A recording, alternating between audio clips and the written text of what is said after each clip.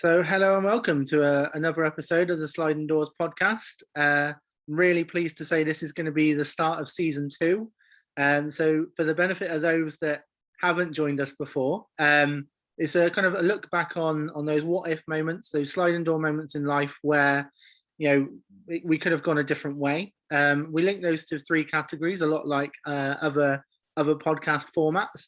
And I'm really pleased to say my guest today is Nick Elston. So I'm going to hand over now to Nick to introduce himself.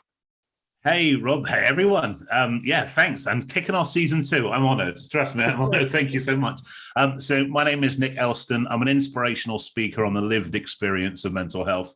First question, it is a job. I promise you it's a job. I work basically in the mental health space as a non-solution focused person, helping to increase engagement in well-being and mental health initiatives with some of the world's leading brands. So people like KFC, American Express, Harvey Nicks, posh lad, not really, Giacomo's finest. The other part of what I do with my other cap on, quite literally, is I'm a transformational speaking coach. So I help people to deliver their stories, so emotional stories. So it's not presentation skills, it's not Toastmasters by any stretch. What I do is help people to tell their own adversities and challenges, and whether that be professionally or whether that be sometimes just to themselves, help them to get better with emotional storytelling. That's all great stuff, and I'm sure we'll kind of explore in that as we go forward. We're going to start with our what is traditionally our first category, and this is all around kind of relationships and love. So what's your kind of sliding door moment there, Nick? A sliding door moment for me was that it kind of links in with my bigger story, I guess. The bigger story for me was around mental illness in my childhood and into my teens. And I think that kind of leads to, should we say, kind of poor decisions, should we say. And I think the real sliding doors moment for me was meeting my wife, who is my wife now. Because she had to work through a lot of stuff with me to get to the point where I could trust somebody again, and bless her. So I think for me that was a real sliding doors moment. I think because when you've had bad experiences before, and when you've gone through kind of challenges around certain things before, it can actually taint things going forward. You assume the worst, and you assume fear and distrust and disloyalty and all that kind of different stuff. So what it did, it showed me something different. So actually what potentially could have been a real kind of danger warning sign for her, absolutely, she kind of helped me through that. And so that for me is a real sliding doors moment generally in my life, but absolutely to the topic that you mentioned. And it's really, I think that's really interesting that you say, when we kind of show our real selves to people, especially from a relationship, a love perspective, you and I think certainly from a male perspective on this, and again, I'd be interested to get your view on this.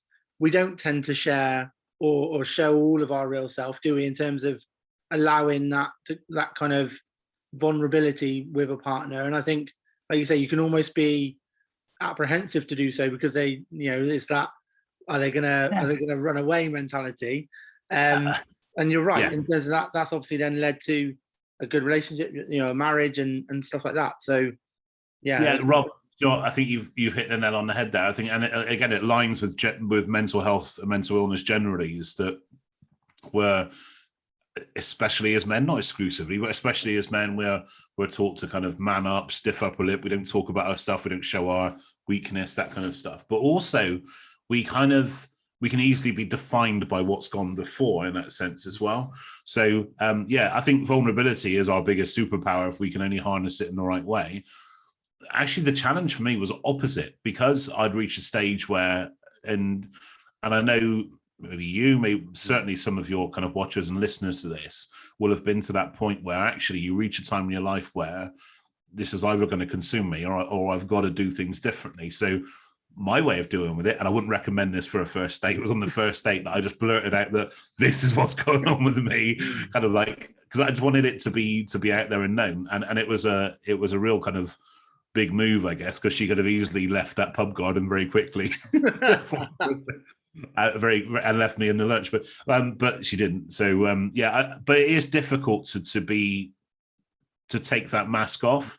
And I think especially when it comes to things like dating and when it comes to things like situations where you're trying to impress, it's very easy to fall into that category of we try and be what people want to see in us or what situations demand of us, but we sure don't damn show ourselves, because when we show ourselves, we fear that we're going to be judged or ridiculed or pointed at or dismissed or rejected or ghosted or all these other terms that now don't exist in my world. And it's really interesting that fear. One of my lead coaches that I work alongside, Zoe, she's kind of uses this thing around fear called false evidence appearing real. It's basically that kind of perceived danger is always there because we're primarily hardwired to look for danger and fear. So that's what we'll go to. So because we feel that, we just show a masked version of ourselves. We don't want people want to see the truth because we don't feel they will love the truth. But absolutely, my way of doing that, albeit extreme, was to give everything like blah on the first day. Ballsy move in hindsight. And have you ever talked about that since? Have you ever got kind of her view on how that was received? Because obviously the perception of the receivership of that was that it was okay. She obviously didn't, like you say, she didn't run away. But obviously, I'm just curious whether you then, as you've kind of stayed together, have you ever discussed that moment? Genuinely, for people to think this is scripted, this is absolutely not. I've never spoke about this openly before at all. So this is the first one I've ever spoke openly about anything. If I'm honest, I think that it's it potentially could have been quite damaging, I think. But I think that and it could have quite easily gone that way. But I think because of that, it just started out with a clean slate. We both kind of knew, especially where I was bringing a lot of kind of baggage into that kind of situation anyway for different reasons. But because it kind of addressed it right from the start, we kind of worked on it from the start, but also it made things harder from the start as well. Yeah. So there's a lot of elements at play there. But I think essentially what happens is that you either find yourself in the right situation or you don't. And that can, but that only happens if you're not showing the world like your true self, then how do you expect the world to engage with you? Because the other option would have been I could have masked it completely and ended up being found out as something I'm not or somebody that I'm not. So I think there's a lot of things at play there. And I think that's why things like imposter syndrome can really come into play. That can really kick in if we continually try to be something that we're not, or on the flip side, that our self-belief can't keep up with the reality of our success as well. So most people that I've spoken to about when it comes to imposter syndrome actually are people that are successful by their own definition, that they are achieving, but their belief won't keep up with that. No, yeah. And I think that's really all of that stems from vulnerability. I find that like you say, just touching on that imposter syndrome part, I find that really interesting because that for me has really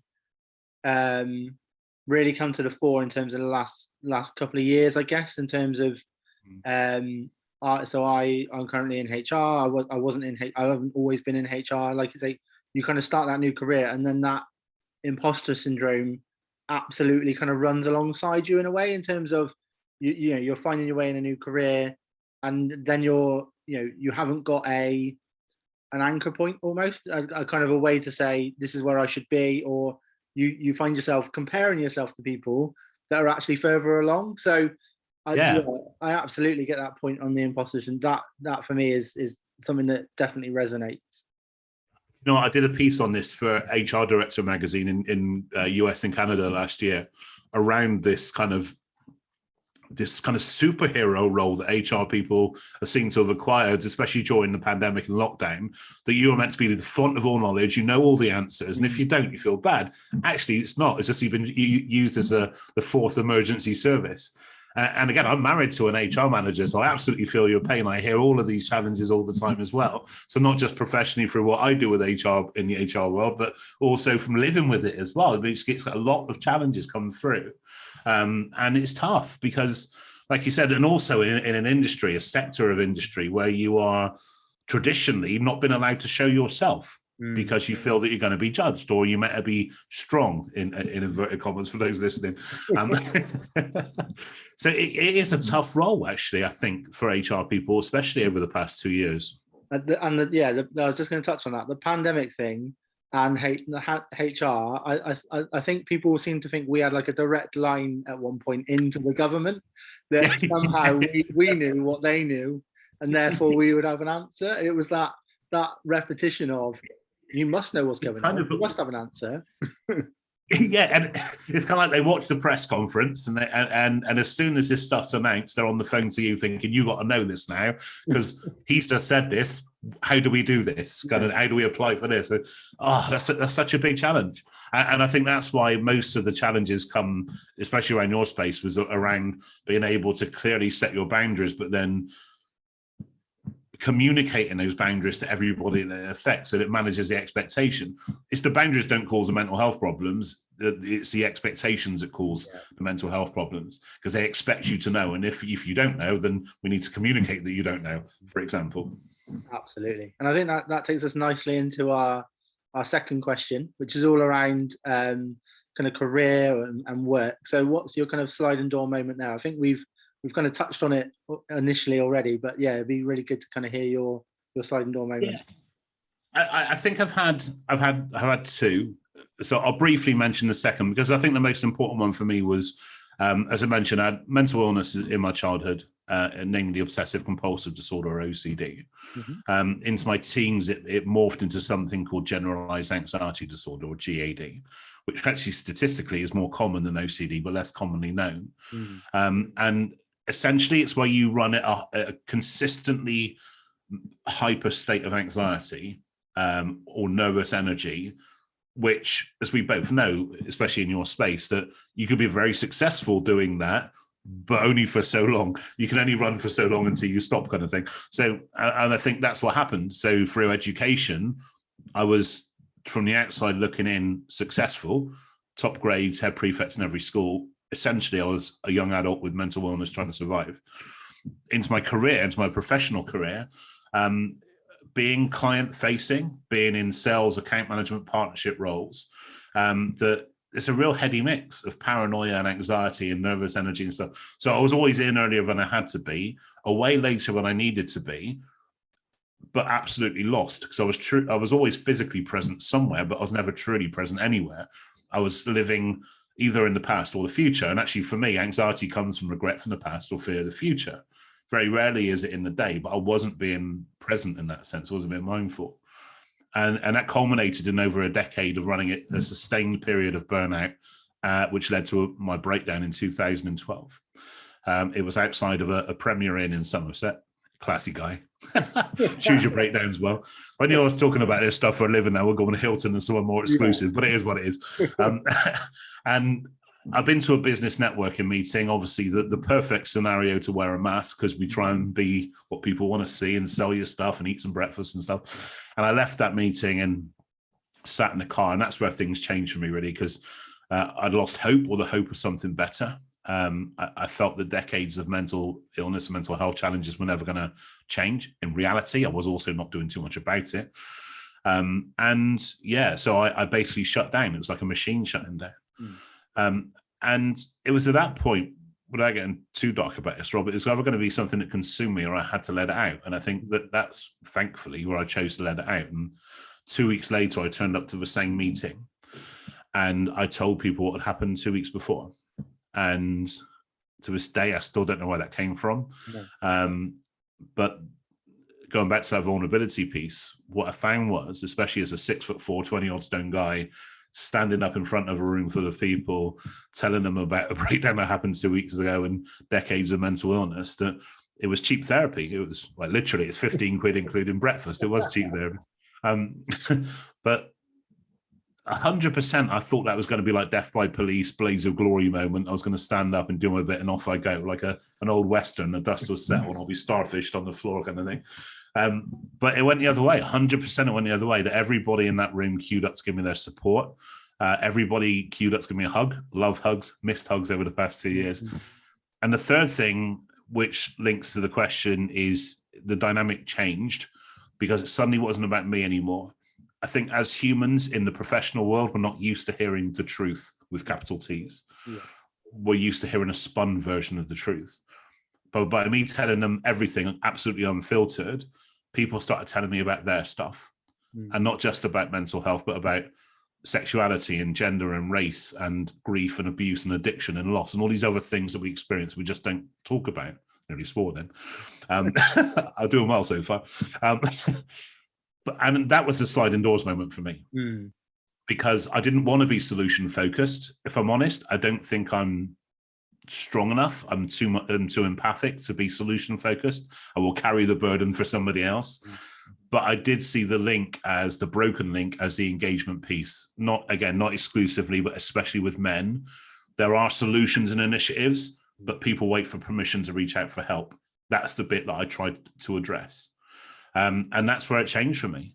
And the second kind of mini sliding doors moment was about a year into doing that full time, of living in your story, almost sent me back into a breakdown again, because I was just constantly replaying the same narrative. So I created initially it was called the Speaking Academy for about emotional storytelling.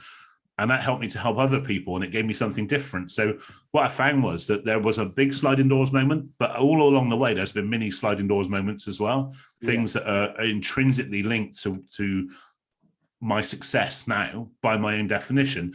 And even looking ahead, there will be so many more along the path that's left to go as well. I think that is really, really interesting. So first and foremost, thank you for sharing that. I think that will felt that partway through as well. I started to felt that. That'll help a lot of people, and it certainly, I will certainly reflect on that. I'm a very big reflector, so I will certainly reflect on that. That your share there. I find it really interesting. Like you say, I probably didn't appreciate either that. And apologies for getting the acronym wrong, but was it GAD that is more prevalent? Yeah, generalized anxiety disorder. It's more prevalent than OCD. Like you say, I think a lot of people probably wouldn't realize that either, in terms of listeners and stuff. Like it's such an interesting. OCD's been used as a. Sorry, Rob. No, there's a little delay. I wasn't speaking over you.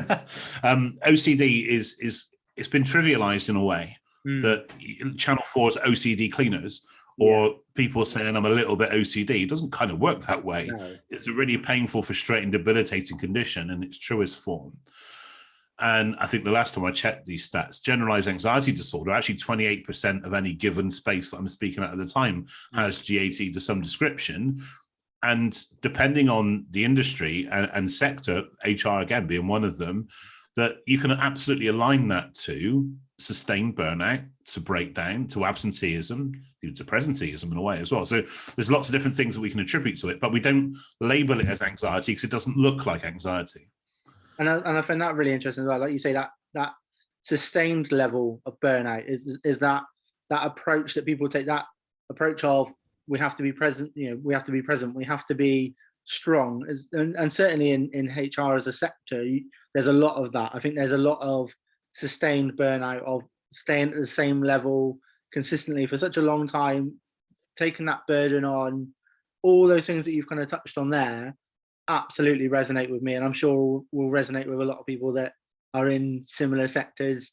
It certainly stands out as a really interesting experience, but also one that sounds great that you've kind of learnt from, in terms of obviously then, and I can fully appreciate that saying that over and over again led to that second moment, because you're almost then living that moment over and over again, and it would just build up and up, wouldn't it?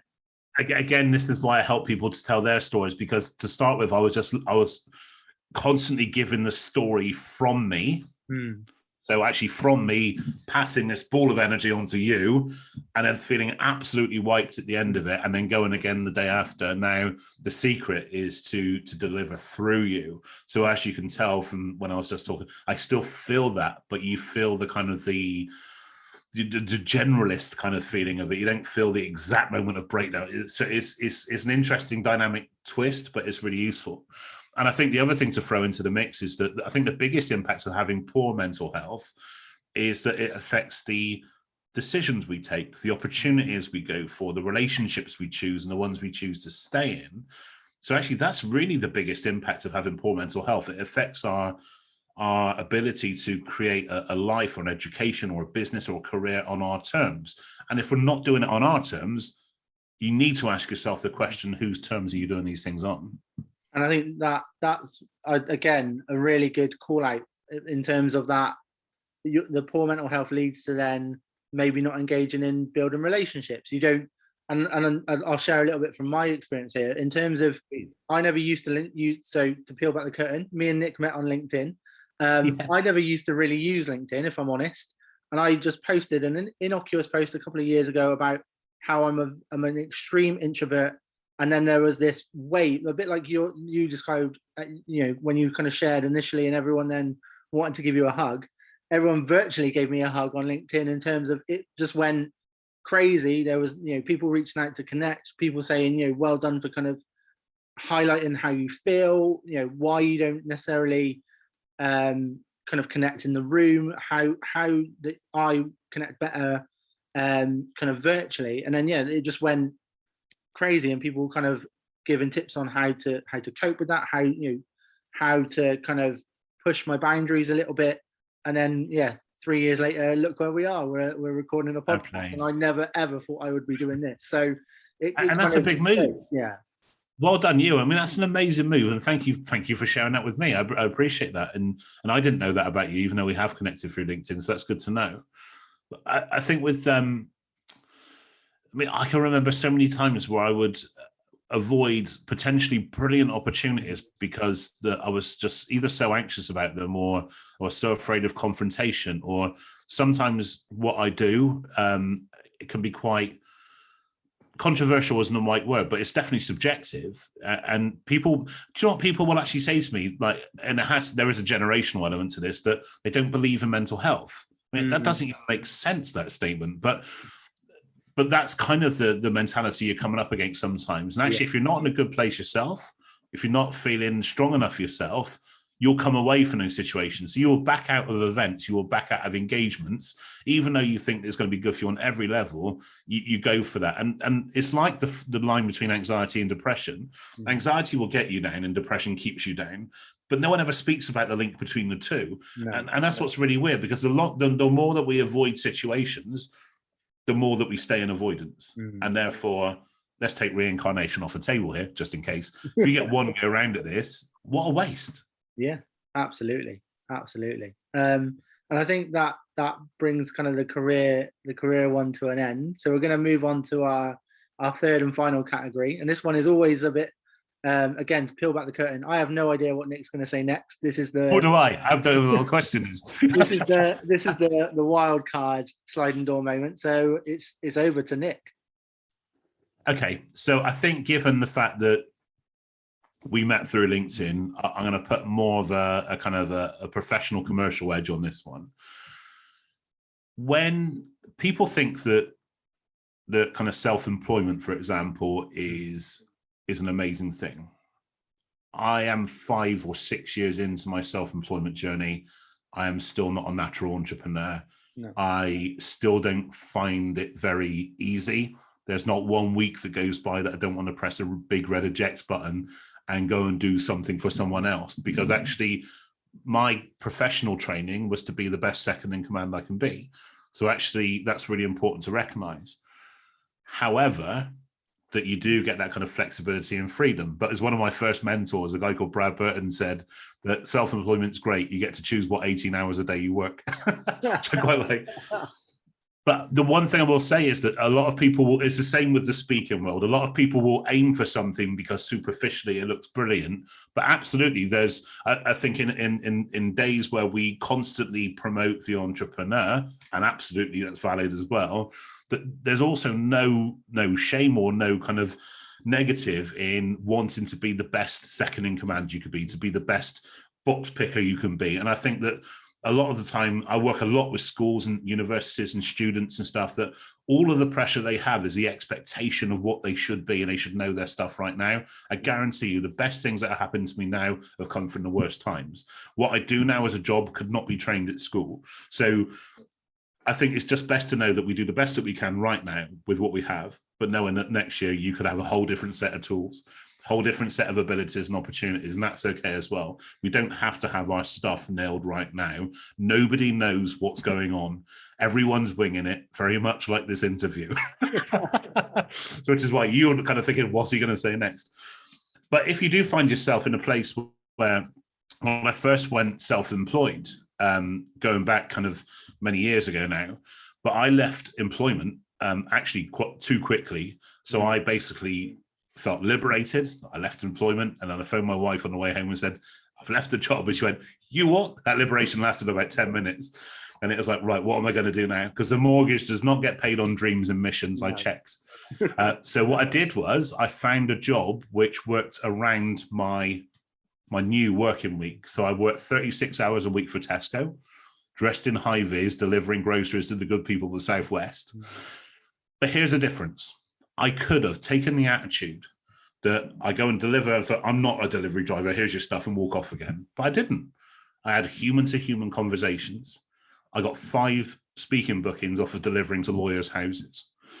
In the canteen at lunchtime, they had the Tesco internal magazine, and they were after articles on mental health. I submitted an article. This is what I'm doing when I'm not working for you. And on the back of the success of that, because it was a really popular article, they put me in the Public magazine, and they sent a whole press team and everything else. And that was what got me out of Tesco 1 year to the day later. That opportunities are everywhere. Even if you're in a place that you don't want to be, it's something that's worth doing, something worth pushing for. You do everything you can to get to that point, but just keep looking for the opportunities.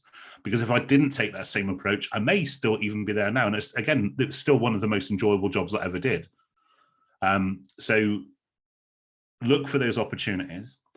And interestingly, genuinely, as we just to prove this is true, as we record this on a Tuesday morning, no, Wednesday morning, Wednesday the 12th, I had an email this morning from the Tesco editorial team. They want to do a follow-up article on like a fast forward to this point, over the next couple of months for their next magazine. So there's opportunities, just go and go and go and go. Don't stop looking if you're in a place you don't want to be. Personally and professionally, I think that's what I would like to say about that one. And I think that's incredible. I think I completely agree. I think there was, so again, from my perspective, again, I was in retail for a very long time, kind of worn down by it, but saw the opportunity, I guess, like to kind of link in with what you're saying there, that the bit I did enjoy, I put my whole self into, in terms of I enjoyed the people part. Therefore, I'm going to put my whole self into making sure the recruitment process is good, making sure their induction process is good, all the little kind of people bits that I could pick up, then led me to that opportunity of, okay, what does a qualification in this look like? Did the qualification, and again, that's a big sliding door moment for me. They weren't sure about giving me the opportunity to do the qualification because I wasn't in HR. I was the only one in my group that wasn't in a HR role to kind of do the qualification at the time. And I had to kind of push, and luckily I had that experience, that opportunities that I'd kind of explored from a retail perspective to say, no, I've got this experience. I have real life HR experience that will see me through this course if you give me the opportunity to do it. And then, obviously kind of progress with the course. And it was, like you say, I had recognized that retail wasn't going to be for me forever. So how do I get out of it? Well, I sought out the bit that I liked. I put my time into that and to developing that. Then I kind of, like you say, it's putting in the hard yards, isn't it? Of kind of going, well, what does that look like? How do I get to where I want to get to?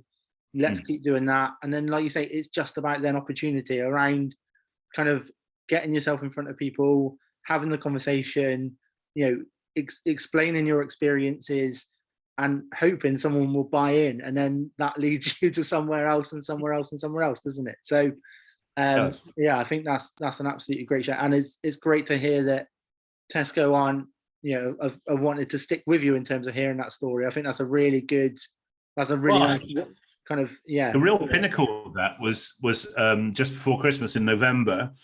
Tesco became a client. actually I delivered talks at head office in Welling, at Tesco head office in a heart centre, to what has now gone out to over 100,000 people. Wow. So we did like a hybrid kind of series of talks.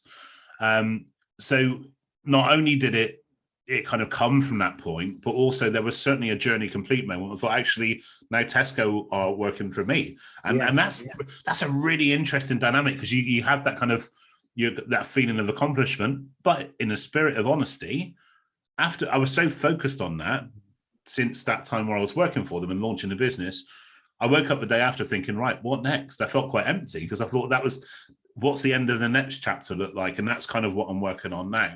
And I think that's really important for all of us to have, is what does the end of the next chapter look like for you?